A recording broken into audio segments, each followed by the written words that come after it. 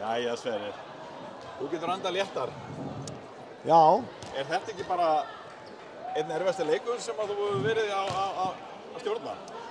Já, ég meina, þú veist, þetta er alveg með erfiðari seríum sem ég hef verið í. Það er bara klárt mál.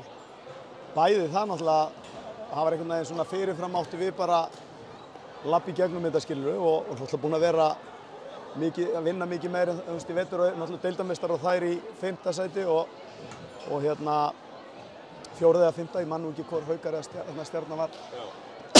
En hérna síðan náttúrulega bara kom í ljós í bara fyrsta leik þó að við höfum unnið létt eða leið á hann að þær voru ekkert komnar bara til að spila þessa leiki og fara í frí.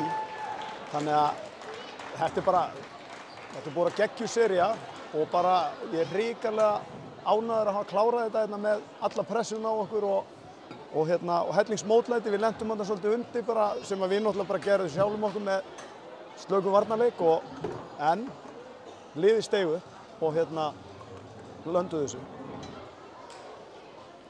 Er það eitthvað eitt, þú var liðið einbeittara núna heldur en Já.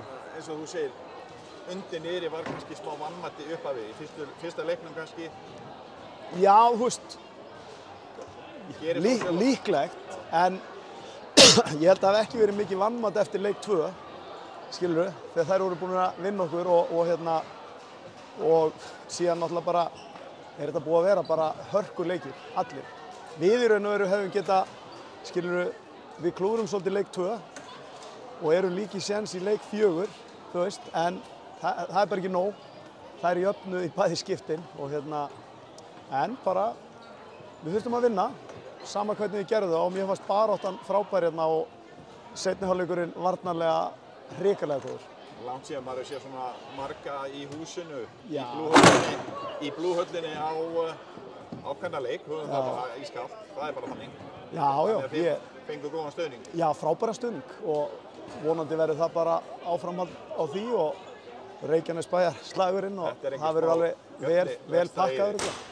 Bara mjög vel. Ég er ekki farin að hugsa um það, ég ætla bara að njóta þess að vera búin að tryggja okkur þangað og svo byrja að skoða þetta. Er þetta alvarleg meiðsli hjá Birnu? Bara veit ekkert meira en einhver annar, þannig að vonandi ekki en það lítur að koma í ljós bara kvöldið á morgun. Takk fyrir, gangi vel. Takk fyrir.